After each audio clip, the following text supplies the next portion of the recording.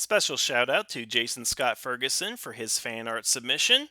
If you too would like your fan art displayed here on the Onyx Tavern, please submit it to onyxtavern at gmail, and maybe in the next episode your art will be featured.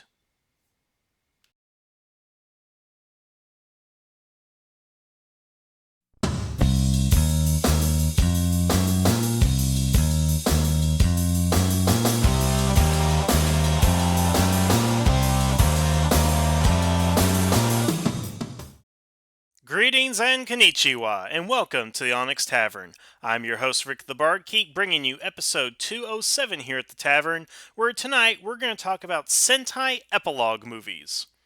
So, once again, we have a timely issue to discuss. Specifically, this week, information's been released that Engine Sentai Go-Onger is getting an epilogue movie that's coming out this August. And just as a quick aside, does anybody find it odd that this movie was like announced a couple of days ago and will be available in like 8 months? Because, usually when movies are made, at least here in America, we hear some pre production, that they're planning on this, they hired a script, now they're hiring actors, now they're shooting, now they're in post production, and oh, now you can go see the movie within 2 years or something. But this, it's just like, yeah, the movie's done and you can get it in a couple of months. There was no information about this coming out at any point. We had no inclination, no messages on Twitter or anything. It just bolt out of the blue, go on your 10 years after, go ahead and enjoy it. But the thing is that this actually gives me the opportunity to talk about the epilogue movie in general because it is something I've wanted to talk about before. I have talked about it in parts, here and there. Not to mention, I have covered a couple of things such as the Go Busters after special, the Killjoy 100 Years After, as well as Tokyuger, their after special as well. But I haven't had a chance to really talk about my thoughts on the epilogue films, either as the what's been called the return series or the 1 year after, and then the 10 years after series. So now that Go-Onger's coming out, I'm going to have the opportunity to talk about a little bit more in depth, a little bit more in detail, and just kind of give you guys my thoughts on how I feel about this particular practice. Now, given the unique nature of Sentai, it unfortunately is not one of those series that is going to last 3 to 7 years on television, and we're going to have, like all 7 seasons where you can sit back and watch the evolution and progression of the characters. Unfortunately, that's all condensed within a 40 to 50 episode arc. Once they do a Sentai, it's gone, it's done, we're moving on to the next one. The only known exception, of course, or the only exception at all, is Go Ranger, which did last for about 3 years, and then they decided to move on, did Jacka, Battle Fever J, and so forth, and that's when they started getting into the idea of doing it once a year. And Power Rangers is pretty much the same way. I mean, after the first 6 years, because again, the first 6 years are pretty much a continuous story leading from Mighty Morphin, even though Mighty Morphin itself was on for 3 seasons. Pretty much everything from Day of the Dumpster to Countdown to Destruction can be traced, and it is a progression, even if not all the characters are there. But they got in their mind once Lost Galaxy started, every year is going to follow that Sentai formula. Now, positives and negatives from that, and that's of course a topic for another time. But because of that unique nature, it does lend itself to direct-to-video or direct-to-DVD specials and features to catch up with the characters, what they're doing, and in a lot of cases, just to churn out one additional story with a higher budget than wasn't able to be done on the television show itself. And again, that's kind of what half of these movies are. Again, the epilogue movies are the 1 year after or the return series and the 10 years after. Now, starting in the return series, it's basically what happens after that final episode within, again, a year's time, basically. I haven't seen all of them. I mean, as of today, as of March of 2018, we have 1 year after return series of Shinkanger, Go Sager, Go Busters, Killjoy, Tokyuger, Ninja, and Zoolger. And I've only seen about a handful of them, so I'm not going to talk about the ones I haven't seen, obviously.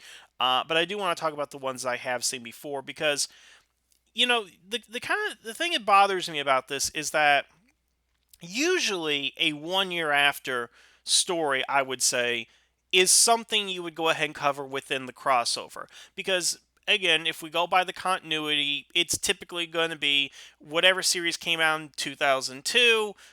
We'll cross over the series in 2003. It's been 1 year. This is what they've been up to, and now they got to come back together. That's kind of what it is. They're together at the final episode, split up, and the roundup is, the crossover special. And that's pretty much what we're going to go ahead and get. But what's odd now is not only do we have the crossover special with the next team, but of course their crossover special with the previous team. An epilogue movie pretty much follows a lot of times now.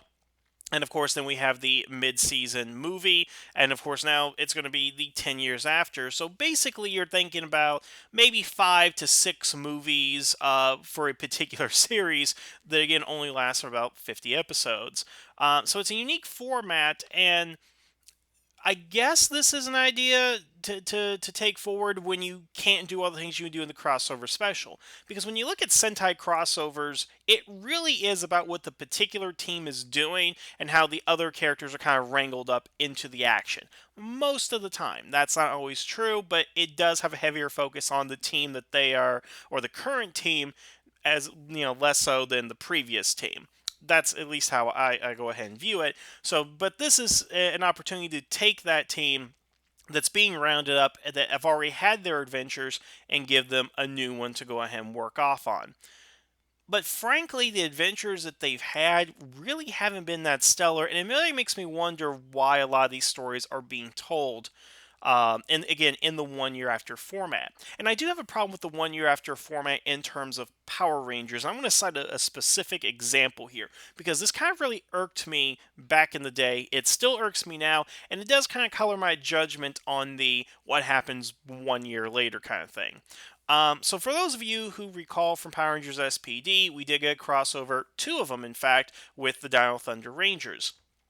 And of course, there's one where SPD goes to the past, and one where Dino Thunder goes into the future. Now, the one where they do go into the future does take place a year after Dino Thunder ends, and it talks about how the Rangers graduated high school, only to come back for their 1 year reunion for high school.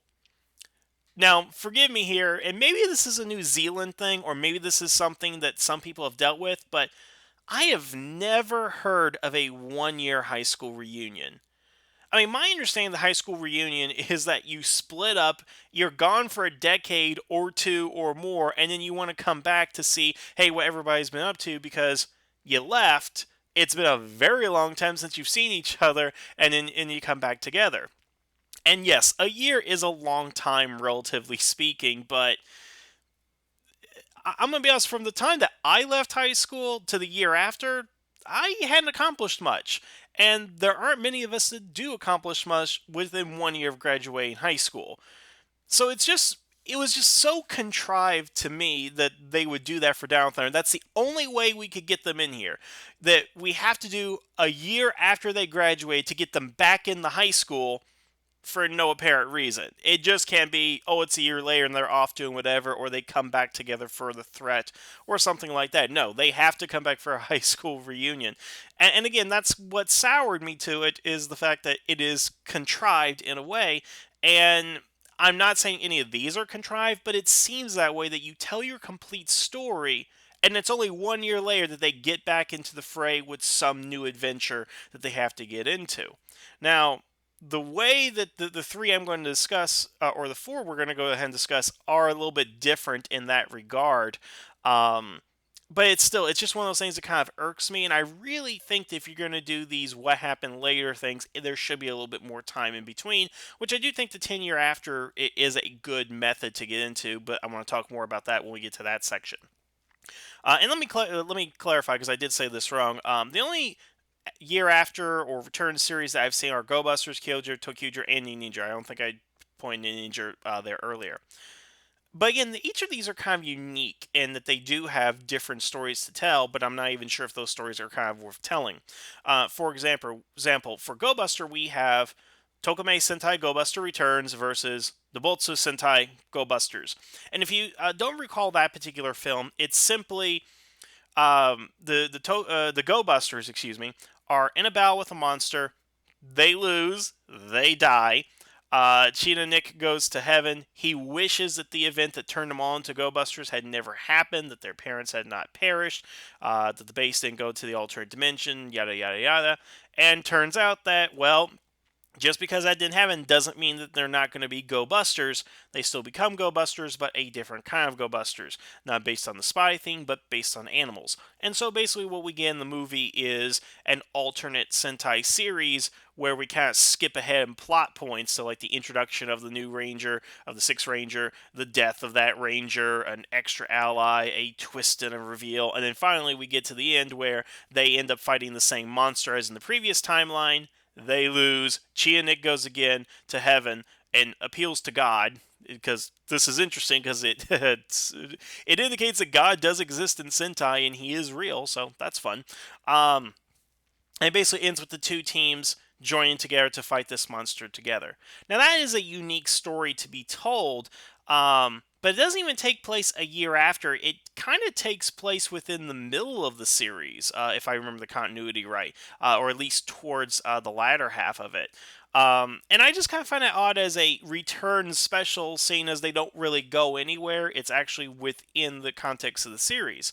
And I just kind of wonder why this story was being told, and why it wasn't like the year later or sometime after. Why is this an extra adventure that they had? Why wasn't this an adventure that we actually had in the series? Because frankly, while it's a movie, and that's kind of be generous with a lot of these movies, because a lot of the Sentai movies are not as long as a typical feature film is here in the West. I mean, heck, they do the mid-season movie, and that's always double bill with a Kamen Rider movie to actually fill out the runtime, because they're super short.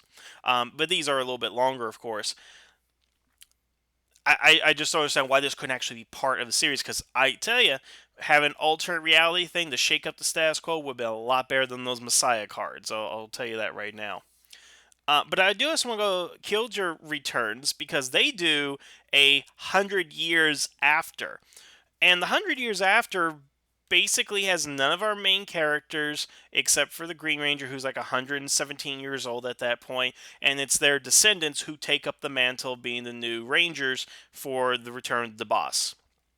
Which, it's an interesting concept in itself, but it's so divorced from the characters we actually know and care about that the only lip service they really get is when they actually do go back in past and actually meet them. It's not a progression of story. I guess that's what I'm getting at with these two thus far, is it's not a real progression of story. It's not showing where these characters have gone since the end of the series. It's just fun little diversions. What if we see the team 100 years from now? What if we see an alternate team from alternate history, whatever? It doesn't really tell us more about the characters. It doesn't give us more of a story. It's just, and this also happened. And that's kind of the problem I have with these after specials based on what I'm seeing. Now, of course, Ninja, I just want to skip to Ninja. That's kind of the worst one of I seen, because I got the Neening girls versus Neening boys in the final wars, whatever, which I can't even remember the plot of it because it's really so stupid. It's just them getting together to see who's better, the boys or the girls.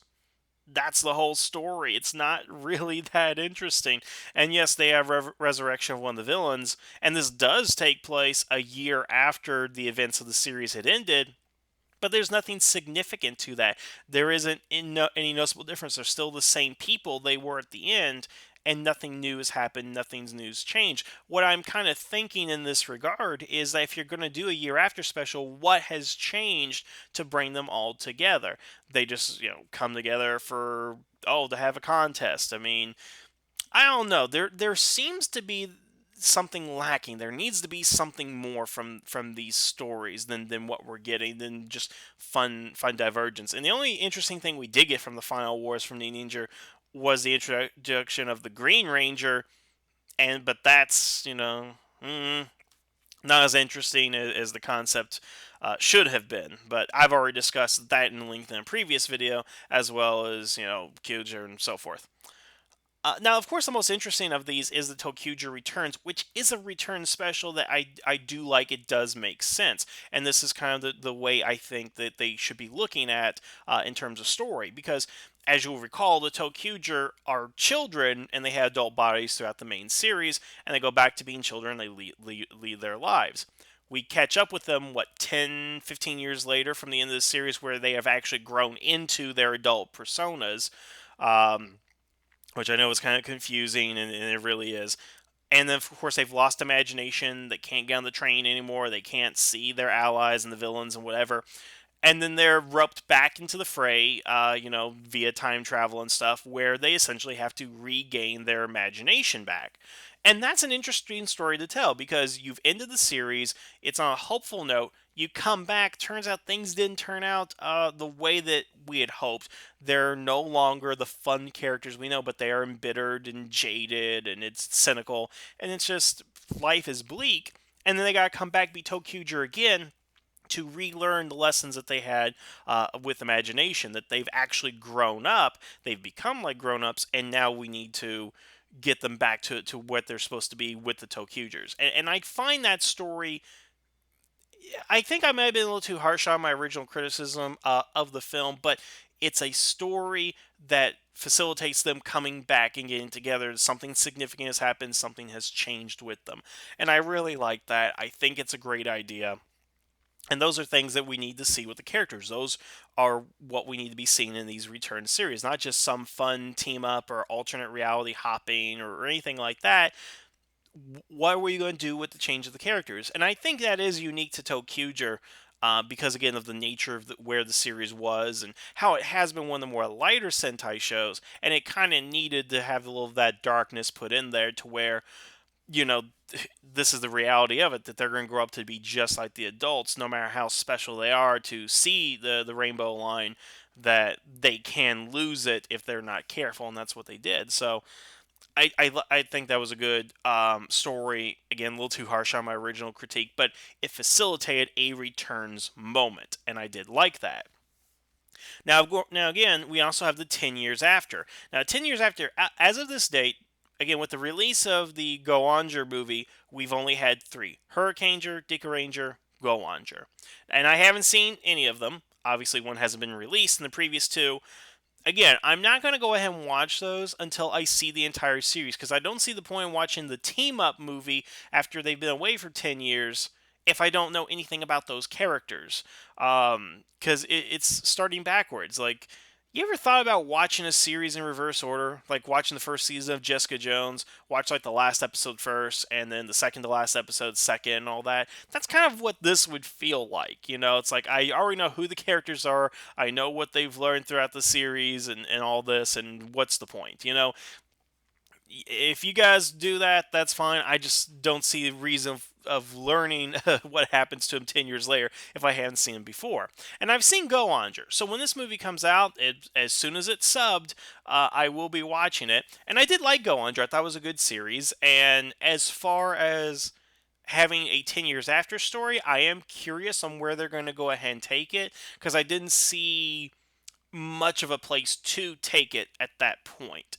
Because it ends on a definitive note, and it does end with them basically wanting to do the superhero thing again, that for all the pain it caused them, it gave their lives meaning, which is a little bit sad, cynical, whatever you want to go ahead and look at, depressing. But it's always about those heroes that just can't quit, and that's basically what the Go-Ongers, with them going to stop, I think, the Emperor of the villains, the President. I forget what their ranks are, basically. And that's all we got until they showed up in Go-Onger, and then not much had really happened at that point. So I'm really interested in seeing where this kind of lighthearted Sentai goes, because I'm going to admit, from the previous two, Hurricane and Dick Ranger, they are a little bit darker, a little bit more mature, and that, of course, lends itself to a darker film, I would say. Whether or not Go-Onger 10 years after is going to be a dark film or anything like that, we'll just have to go ahead and see, of course. But my main concern with the 10 years after, as a concept, again, I haven't seen any of these films, but as a concept, I don't understand why they're picking these particular teams to do a 10-year after for. And that's simply because there are so many other teams that you can get that would have interesting story potential, interesting character potential, that I'm afraid we're just not going to be able to go ahead and get those. Okay, for example, Go-Onger. Again, I like Go-Onger. I thought it was a great series. It was a lot of fun. Didn't have any problems with it. But why see what these guys are up to 10 years after they've disbanded, as opposed to seeing what the Jetman have been up to since 1991? I mean, think about it for a second. For those of you who've seen Jetman, it ends with the wedding of two of our main characters, the death of another character, and of course, one of the other characters had also gotten married off screen to another character. And then we actually have a non canonical manga which indicates that the one couple had a son, and one of the villains from the series had come back to kidnap their son and brainwash them in the same way that Maria was brainwashed throughout the series. Now, I haven't read the manga, but yeah, that's kind of where you take it afterwards. Lest we forget that Tran actually was catatonic in a mental ward, and it was possible that he would return someday to exact his revenge on the Jetman.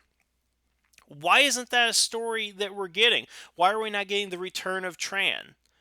Why is it that the Jetman have stopped, and the only thing we've gotten since then is Guy coming back, um, for Gokaiger, which was a great comeback, but wouldn't you like to see the entire team? I mean, that just seems like a more dynamic and more interesting story to me than what the Go-Onger have been up to. And that's by the nature of the story that they're telling and where they left the characters off in the series. Um, Now, we've had a couple of other teams that have shown up. I mean, like, what disappoints me about Zoo Rangers, when they did appear in the dinosaur with Abba Ranger and Killjoy, you only had Geki show up, and we don't really know what he's been up to. He ascended to heaven the previous time, before we saw him, and now he's just kind of wandering the earth. The other four Rangers show up, but they're only voiceovers, and we don't get to hear them talk about anything about what has changed since they've been to heaven since the series ended. Nothing. I mean, there are a number of Sentai series I would just love to see what has happened since that time with those characters. Now, one of the problems with this as well is that, let me put it to you this way. So let's talk about Star Wars real quick. As we all know, Carrie Fisher passed away last year, and it was horrible. I mean, Carrie Fisher is wonderful, and I mean, there's that whole human element to it. But I want to talk about the entertainment element. Because think about this for a second. Had George Lucas not signed away the rights to Star Wars to Disney at the time that he did, we would have never seen Carrie Fisher as Princess Leia post Return of the Jedi. The Return of the Jedi would have been the last time that Princess Leia would have ever appeared within Star Wars. And we were extremely lucky to get Carrie Fisher again for Force Awakens and Last Jedi, and to extent Rogue One. That's just the luck of the draw, basically. Um, and we won't get her for another movie. Unfortunately, that's just how it is, and they're gonna have to find a way to write themselves out of that situation because things like that do happen. And I feel we're heading toward a similar situation with Super Sentai. That there are a number of teams that deserve their own 10-year, 20, 30, 40, however many year after specials that we're just not going to be able to get because some actors are just not going to be around for us to go ahead and do it. Case in point, Die Ranger. Unfortunately, and again, this is where that human element comes in, the Green Ranger from that series had committed suicide not too long ago. So any hopes of getting a Die Ranger movie where we have all six of those Rangers returning, those hopes are gone. They're dashed. Now, I'm not blaming Toei for not, pulling the trigger on a Die Ranger 10 years after before this happened. I mean, nobody could go ahead and count that. But there we are. We're never going to have a Die Ranger 10 year after that is going to be significant with all the six Rangers. Sure, you can do it with the other five Rangers, but then you have the elephant in the room there. And to me, the most logical Sentai to do an after Special 4 has got to be Go Ranger. I mean, you have the original series, you have the five main actors that are still alive. Now, again, the original Yellow Ranger did commit suicide, but his replacement, the guy who spent also an equal amount of time as the Yellow Ranger, he's still in the series. He's still alive. So, I mean, you still got five of them. I mean, I guess it's basically you don't have Thuy Trang, but you have Karen Ashley in that particular sense.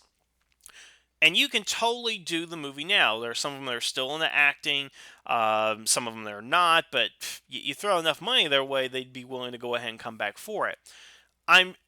While I have no idea what the story of Go Ranger really is outside of the first episode, I'm sure that with 40 years passing, the way that Japan has changed in 4 years, the way the world has changed in 4 years, the way that Sentai has changed in 40 years, that you could certainly bring these actors back with whoever the current team is, if you want to do it as a crossover or have it as a standalone, to where are we 40 years after we saved the world, after we became the first Sentai? What is our legacy within in this world now as we're about to go ahead and leave it? That to me seems to be the narrative right there.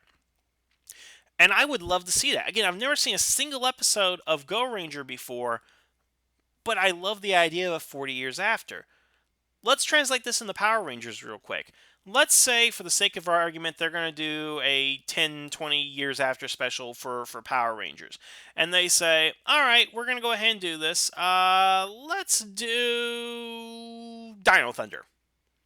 And I'm not picking on Dino Thunder, just the first one that kind of popped in my head right there. What would be more interesting to you?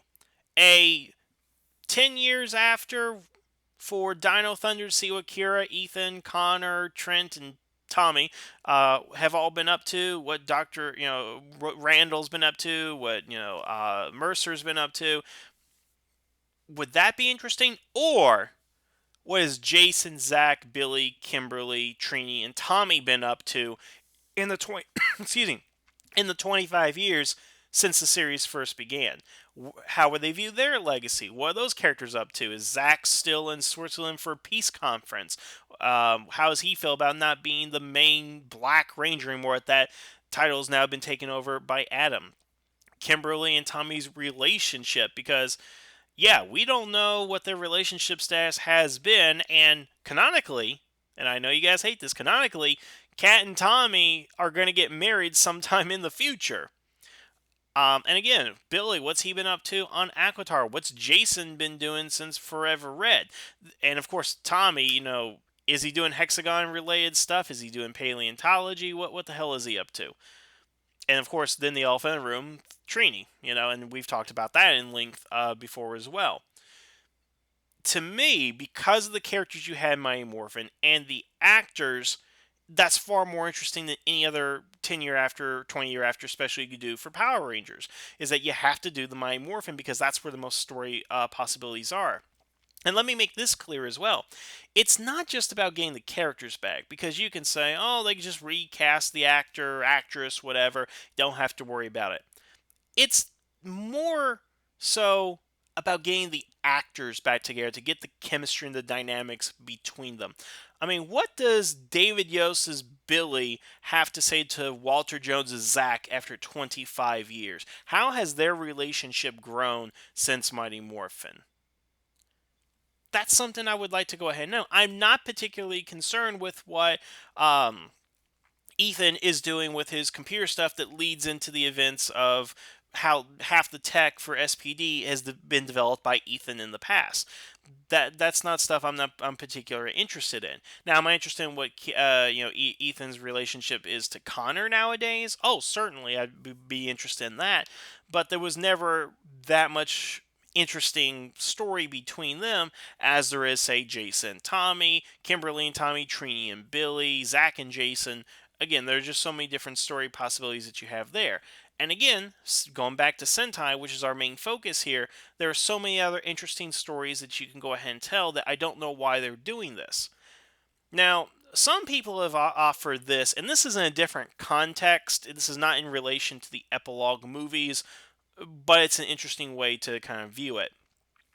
Now, back to Go-Kaiger, because everything goes back to Go-Kaiger, the argument was the reason that they were using the power sets and having a lot of the returning actors for the series be from the most recent Sentais is because you still have that core audience that's been watching them for the last couple of years. And wow, I watched Magiranger, 5 years ago, and wow, hey, he's back in the series. That's pretty cool.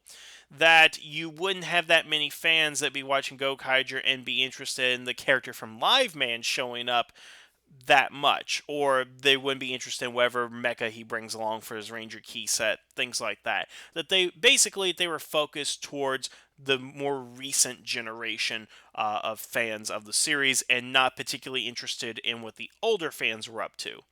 Now, again, that changes because again they only planned for a couple of cameos, then they decided to just continue to do it for the rest of the season, which was one of the smartest moves that they made. But yeah, the Yellow Live Man, Bull Black, and all those guys, them showing up, that really was not part of the original plan. It was really get Magic Ranger, Dick Ranger, Go-Onger, a lot of the more recent ones in there because they're fresh in everybody's mind and closer to what the target demographic remembers. But that being said, is that what's happening with the 10 years after, that they're getting 10 years later from the kids that have been 7 or 8 when they were watching the series, who are now 17, 18, and they're interested in what their heroes have been up to? Now, that's certainly a possibility. That's something that I could see happening. But if you're going to direct to DVD, direct to Blu-ray, and by the way, these things are insanely expensive over in Japan. I don't understand the DVD market in Japan. I mean, you can buy a single DVD of like 5 episodes of a Sentai series for about $70, whereas you can pretty much buy the entire first season of Mighty Morphin Power Rangers on DVD for about $20 or less here in America. It really confuses me, the DVD culture over there. But with that particular price point, you would think you would try to get the older fans that could spend the money on that. Not to mention, it's much more of a nostalgia trip to see where, again, say the Live Men have been for this entire time and what they've been up to. I don't know. It seems to me that the older Sentai series do have more potential for story and drama than the new ones, and that's because I think because more time has passed, a lot of those shows were darker, had more mature themes, and thus could be better movies. Now, by the time I see the Go-Onger movie, and by the time I finish the other two series and see their 10 years after, I might be completely wrong on that they are stories worth telling to go back into. But some series just make it perfect to go back and revisit them. And again, just to talk about Die Ranger, what was the whole point of the Die Ranger ending? That the nature of good and evil is cyclical. That, yeah, they won. There is a short period of peace, but they're going to have to fight again, and their descendants are going to have to fight, and their descendants are going to have to fight, and so on and so on. It's that, classic yin and yang, the cycle of good and evil. What Optimus Primal said to Megatron: "Must I fight you? Is it my destiny to fight you forever?" And there are a lot of Sentai stories you can do that with. And of course, Killjoy, that is obviously one they did the 100 Years After story. Um, but I'd love to see Die Ranger. That's one I'd like to see. Zoo Ranger, see Jetman. I finished Live Man, and frankly, I'd like to see what those characters have been up to. There's a lot you can do with them. Again, Go Ranger is the natural option there, and I'm sure there are more contemporary Sentai series I'd like to see more of. I mean, I would love to see more of Geki Ranger, but I'm not sure where else you can take that story, whereas the most interesting characters in that show that drove the plot are dead now, and that doesn't stop them from continuing to be resurrected, but still, they really should not be at this point. Um, Shinkanger, Goseiger. I mean, everybody wants. I guarantee everybody's going to want to see Gokaiger 10 years after, see what they're up to. Probably the same stuff, no character growth or development or anything like that. We're not going to get Tokyuger 10 years after because we've already had that. That's what the Returns movie was for. I don't know. I think the idea of an epilogue movie is good in theory, but I think you need to have an interesting story to go ahead and tell with an interesting cast of Rangers. Um, and again, to look on the Power Ranger side, people would be interested in a 10 years after for Time Force, to see what, did Jen actually stay in the past? What's Rancic actually doing in the future? Is he a free man? Is he still a criminal? Now he's no longer a mutant. Did Nadira and Lucas ever get together? What's Eric and Taylor's relationship now? Basically, everything from Reinforcements to the Future and the End of Time could serve as great storytelling potential for a Time Force reunion movie. But I don't see much potential in storytelling for, say, a Jungle Fury reunion movie, and that actually could work as far as coming to Power Rangers to do an epilogue movie that's like direct to DVD or straight to Netflix. Because I tell you right now, that would test the waters to see what people are interested in seeing out of Power Rangers. If you came up with like a 60-minute returns movie for the Space Rangers to see what they've been up to, what their real mission is that they mentioned in Power to the 10th and the Power of Pink, I believe what it was. I, I just think that's a good idea. I have no other words for it. That's something I'd like to go ahead and see. All right, so let's go ahead and wrap this up. I think I've talked enough about this. So, what are my final thoughts? Obviously, I'm interested in these after movies. I want to see if they can make some better ones, again with some stumbling blocks they've had here. I'd love to see it be adapted to Power Rangers. That's a brilliant idea within itself.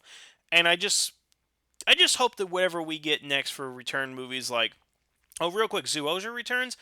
I have not seen that movie, but I hope it addresses the relationship between humans and the Zoomans now that a year or so has passed with them being integrated into society. And if they don't do that in that movie, the 10 years after to see how Earth society has integrated with Zoomans, heck, they could do the next Sentai series as a reaction to Zoo Ranger. You never know. All right, but that's all I got tonight, guys. I mean, what do you think of everything I've continued to ramble on about? Do you like the epilogue movies? Which one's your favorite? Which one's the least favorite? And who would you like to see in a return series or 10 years after? What teams, what story potentials would you like to go ahead and see? Leave a comment below and let me know. Otherwise, I want to thank you guys for listening. Have a good evening, and the tavern is now closed.